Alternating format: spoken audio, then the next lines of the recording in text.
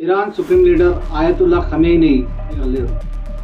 చాలామంది ఈ వీడియో చూసేవాళ్ళు ఇరాన్ గురించి మనకెందుకు, ఇండియా గురించి మాట్లాడొచ్చు కదా అని అనుకో. వాళ్ళ కోసం నేను చెప్తున్నా, ఈరోజు నేను మాట్లాడబోయేది ఇండియా కోసం.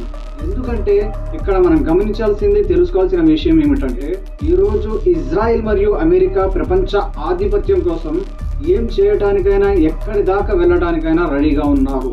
ఎవరైనా వాళ్లకు ఎదురుగా వెళ్తే ఆ దేశాన్ని అంతం చేయడానికి, ఎక్కడి దాకా వెళ్ళడానికి వాళ్ళు రెడీగా ఉన్నారు. ఇందుకు ఇండియా కూడా ఎగ్జెప్షన్ ఏం లేదు, ఇండియా కూడా మినహాయింపు ఏం కాదు.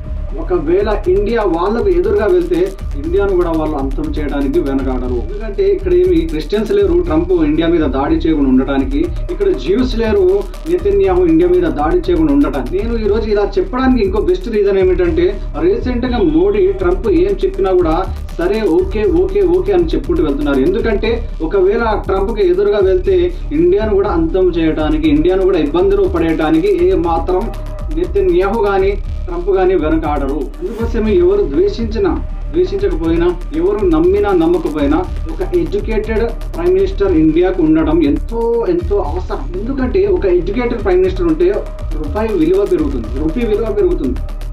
ఇండియాని స్ట్రాంగ్ ఎలా చేయాలి అనే విధంగా వాళ్ళ ఆలోచనలు. చైనా రష్యాకు ఎదురుగా ఈరోజు అమెరికా వెళ్ళదు, ఇజ్రాయెల్ కూడా వెళ్ళదు. ఎందుకంటే వాళ్ళు వాళ్ళ దేశాలను చాలా స్ట్రాంగ్ గా బిల్డ్ చేస్తారు. కానీ ఇండియా విషయానికి వచ్చినట్లయితే ఈ రోజు ఆ విధంగా లేదు. చైనా మరియు రష్యా మెంటాలిటీ ఇండియాలో లేదు. ఇండియాలో మతరాజు.